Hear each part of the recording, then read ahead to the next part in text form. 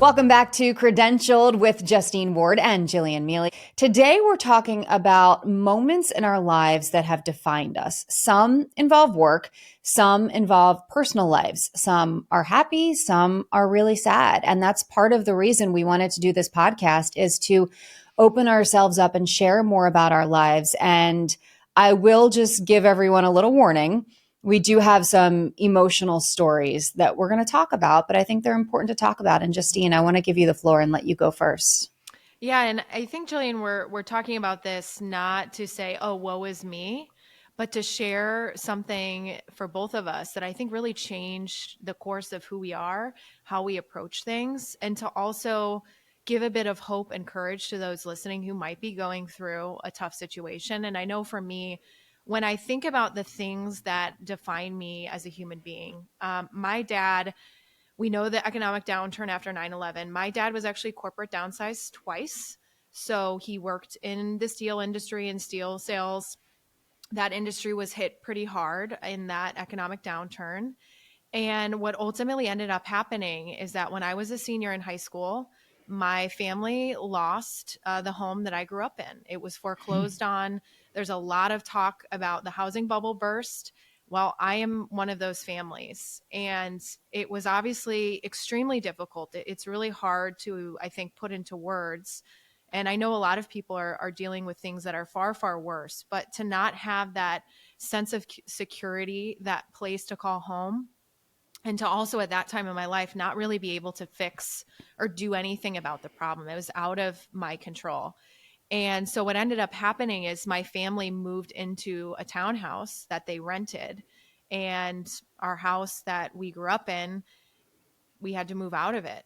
And it was senior year. I remember I was like in between applying for colleges. It was a very Wow. tumultuous time. And when I look back on that experience now, having been removed from it, been through it, I think I really learned a lot. And that one, family's really, really important. Like at the end of the day, my family came together and we fought through those hard times. And two, I think going through that at the age that I was at and in life in general, you learn that, oh, if I'm going to have tough times again, I can do this. I've been there before. I know that I'll make it through. It won't be easy, but I know I have the inner resolve to make it through. So there was a big lesson in resilience. And I think for a long time in processing and making my way through it, I hadn't quite thought about how proud I am of my parents, Jillian, for how they handled that. Because, especially thinking about my dad, we've talked before about your work is your identity. And especially as a man, the father of the house, that is very much part of a lot of men, is as the provider.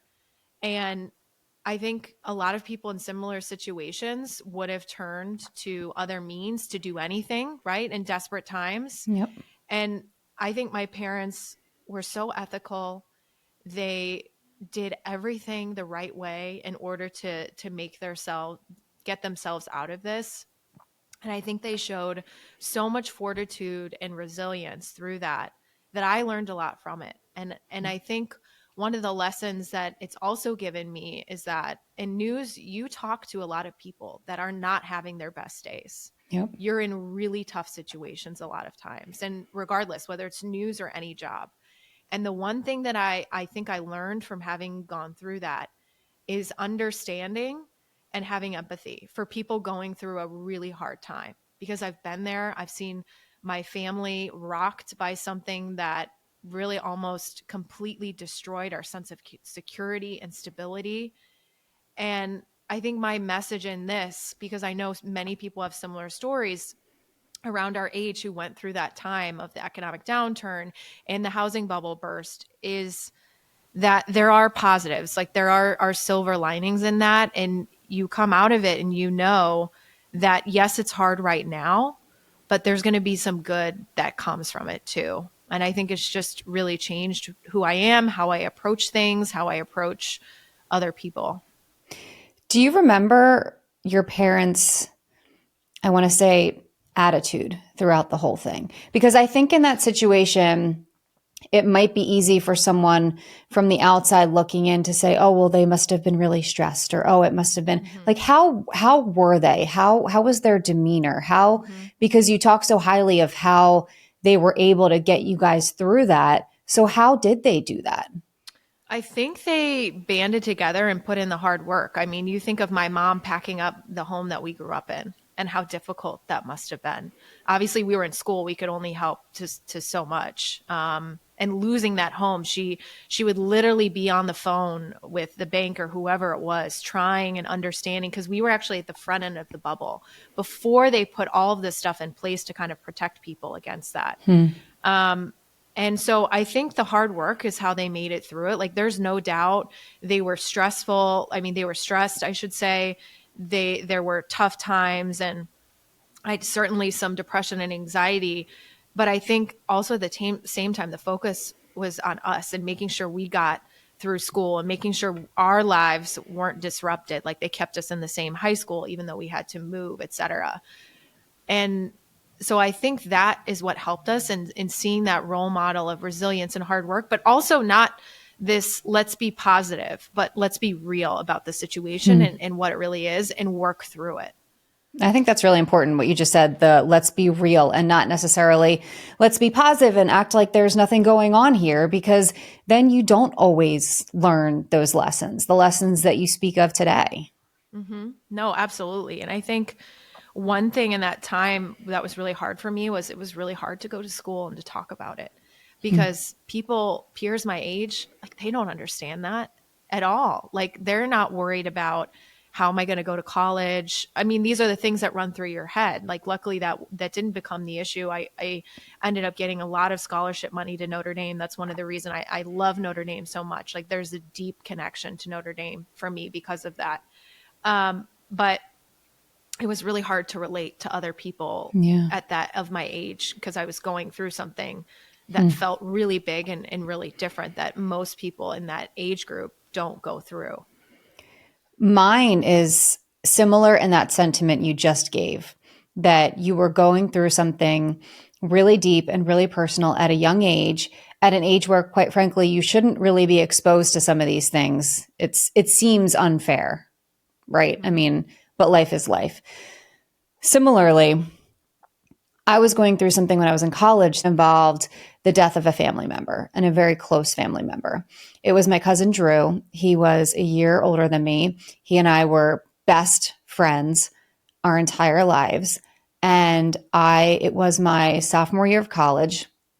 I was home on fall break from the University of Scranton, where I went at the time. And I worked a shift that night at the golf club where I worked, when I was home on breaks. And he had turned 21 3 days prior to this day. And I was down in the basement in my parents' house on the computer. And he and I were talking. We were supposed to see each other, actually. And while I was home on break. And there was a pound on my parents' front door. And I was like, that's weird, because he was coming over. I said, that's weird. He doesn't go to the front door. Why is he going to the front door? So I run up the stairs. I'm still in my uniform from my job that night, from being a server. I run up the stairs and I heard a man's voice say he didn't make it, to my mom, who answered the door. And I didn't know what happened. And it only took me seconds to figure out what happened. And he died in a car accident that night, my sophomore year of college.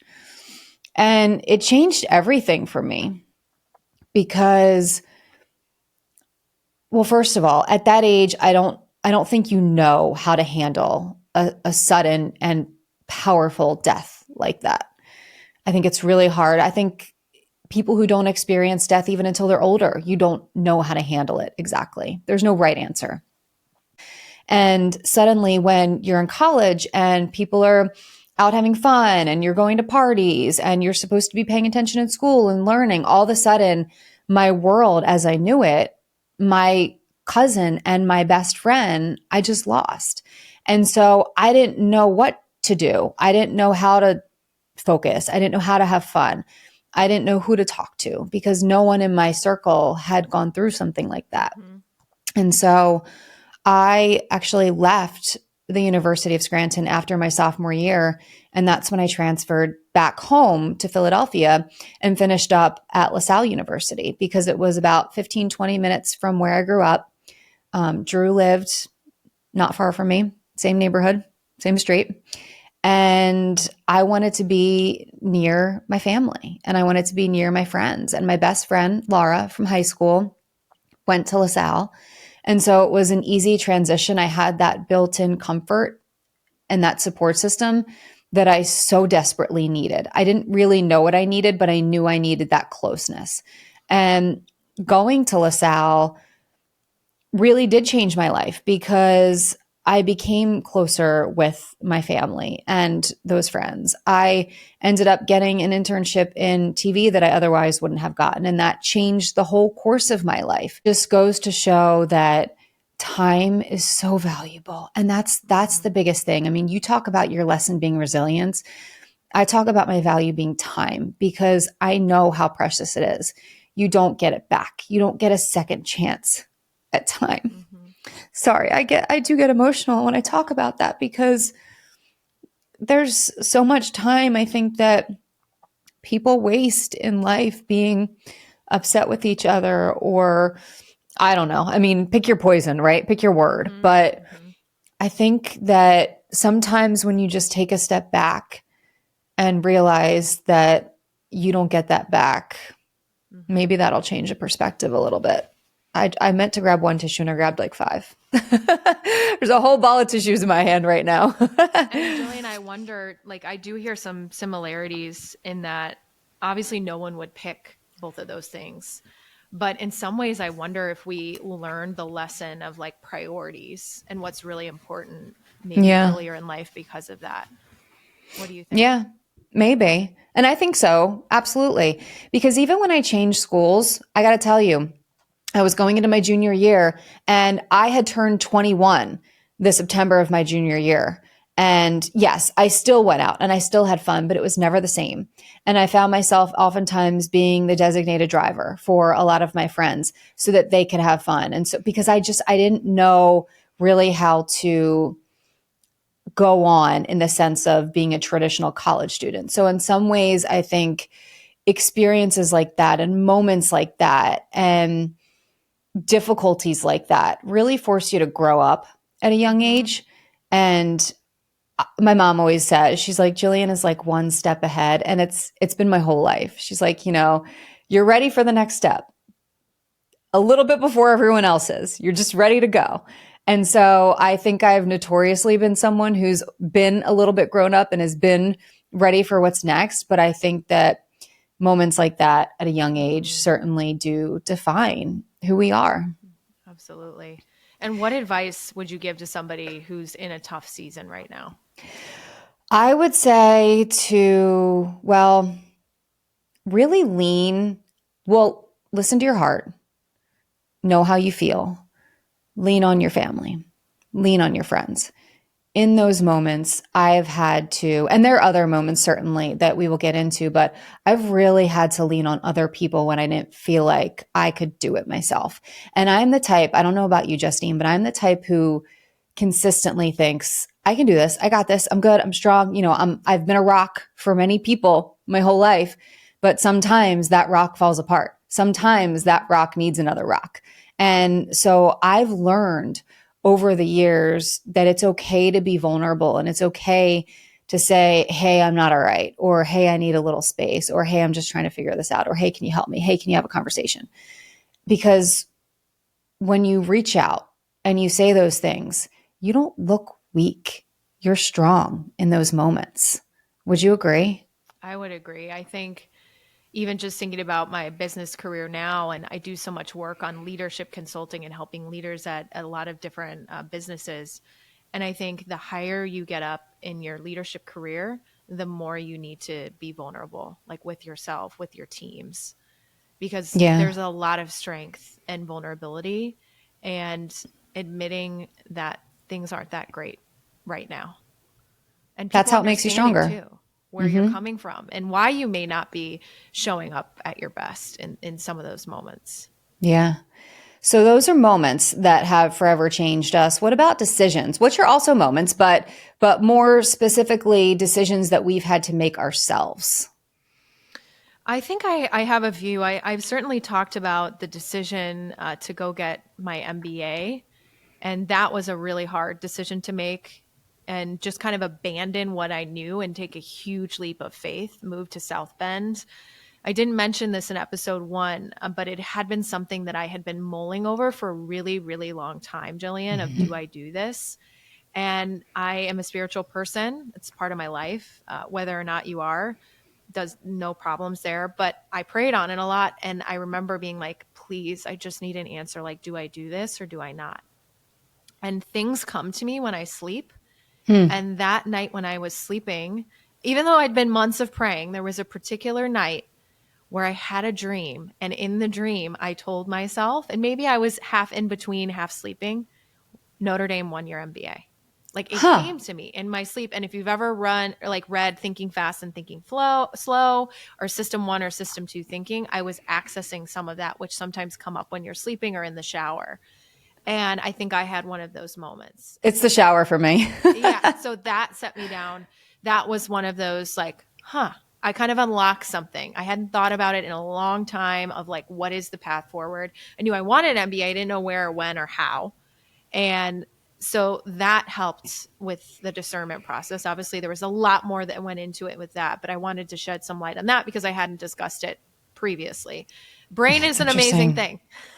No, it is. But that's fascinating because I have a lot, I remember a lot of my dreams actually, but things don't come to me like that in my dreams. I'm more the type, it's like where I need to think or I need a space, like I take a hot shower. But that's so fascinating that things will come to you like that in your dream and that you will remember it. It was that impactful. Yeah, it was very clearly, and it was my voice. It wasn't somebody else. It said Notre Dame won your Huh. MBA. And Jillian, I had not thought about that for years. Like it wasn't on my radar, wasn't on the list of things that I was looking at. I was like, oh yeah, I took that accounting course so I could do the accelerated MBA. Literally. I think, all that processing time, finally I had a breakthrough.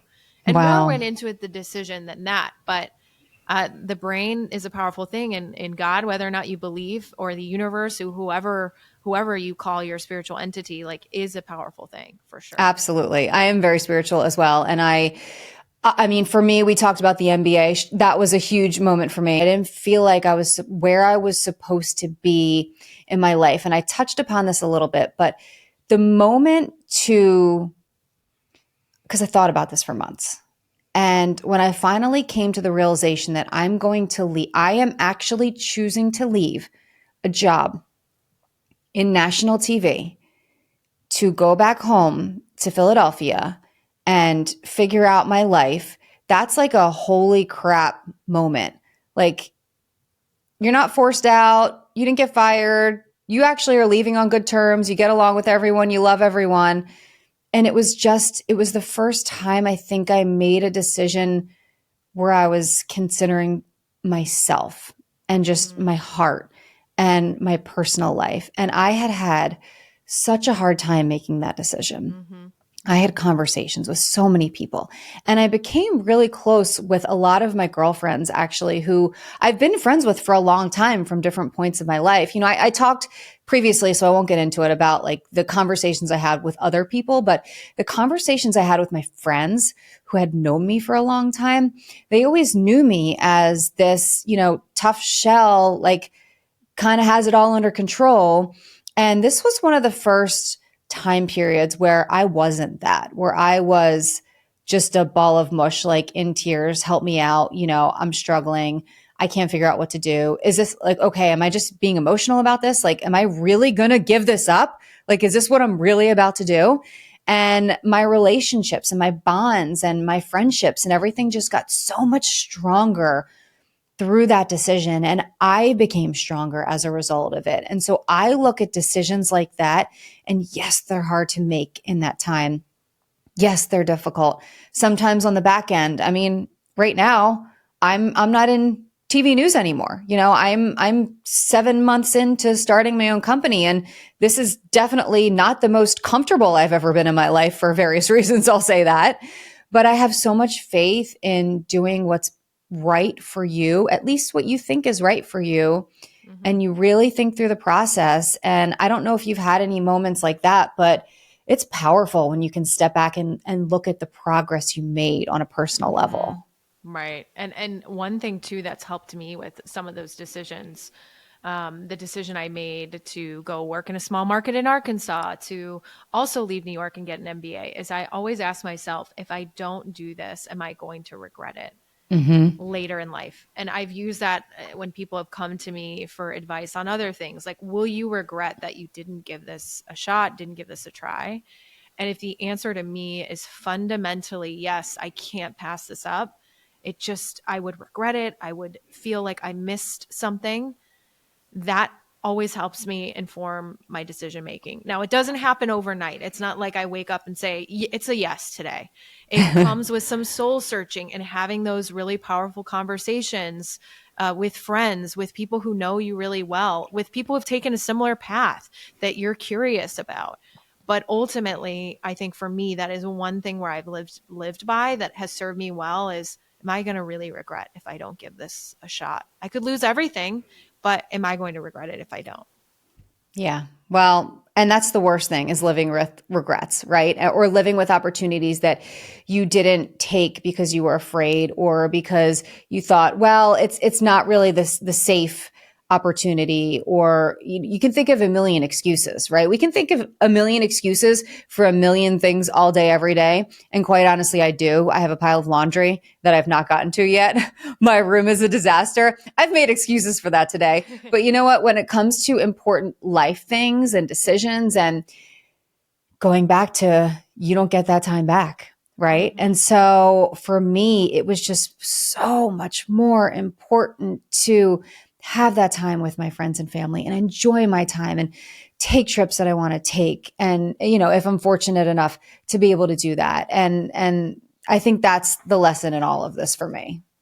Yeah, absolutely. And putting those important things first at the end of the day really does matter. Can I shake this up a bit and throw a curveball your way? Yeah, anytime. Any moments throughout your career that you look back and you're like, I can't believe I did that, or I can't believe I said that, or some kind of blooper or anything like that? I'll give you an example while you're thinking on that. So I was working in Philadelphia hosting a sports show. We had 4 hosts, actually. I was one of them.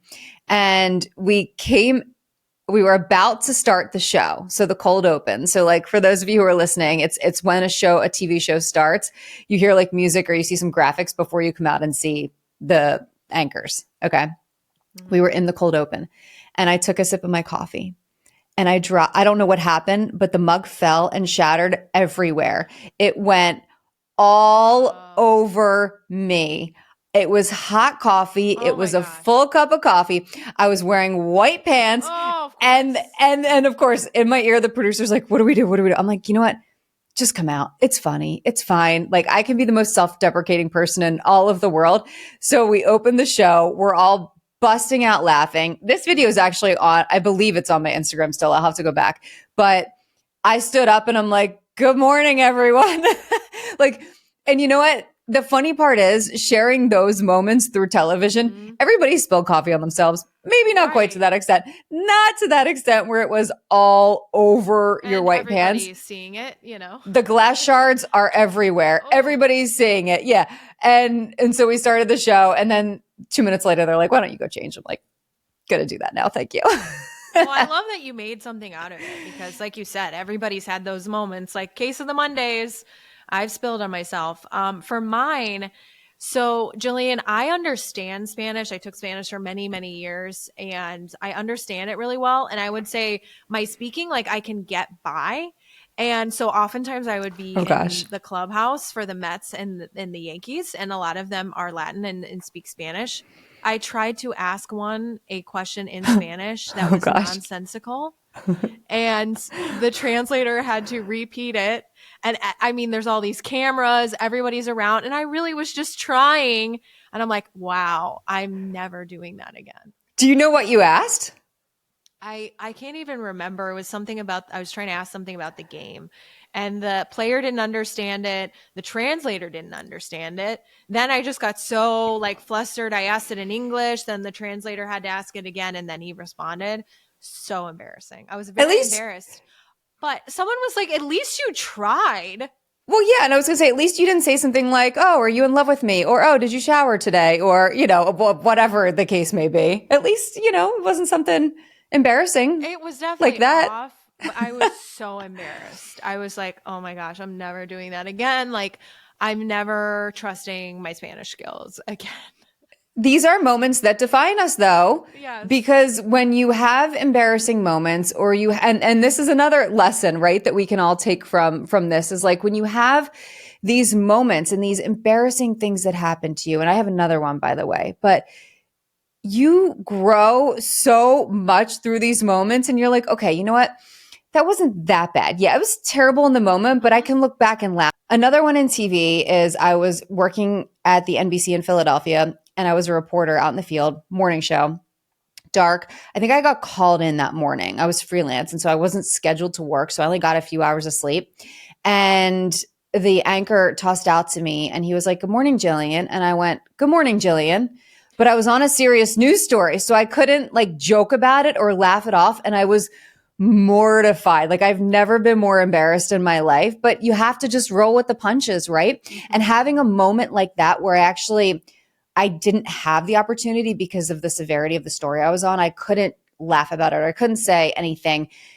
The ability to just continue on when you've made a mistake or when Mm-hmm. something embarrassing has happened has helped me on camera, off camera, just in Mm-hmm. life to be able to say, you know what? Things happen. I'm human and let's just carry on. Absolutely. Like that happens in normal conversation where you slip up and don't say the right thing. And then I know in live TV, if you get stuck that you mess that up, then the mistakes tend to snowball because you're still stuck on that previous mistake that you made. So you Yep. just have to push through. And I guess maybe that's the bottom line of our conversation here today. Like we've all had embarrassing moments in the tough times, but I promise like you're going to look back at that embarrassing moment and laugh and be like, why was I so worried about that? And then the tough times, you're going to look back and appreciate how it helped you grow as a person. Those moments, whether they be embarrassing, happy, sad, tragic, they define who we are. And I think those moments are important for us. I think they're important to share with other people because then you're not alone because Mm-hmm. something similar in some regard has happened to all of us. So true. It is so true. We're all just human beings at the end of the day. And again, we share these to uplift and like for those in a tough moment, you're going to learn from it. Eventually, you're going to make it through.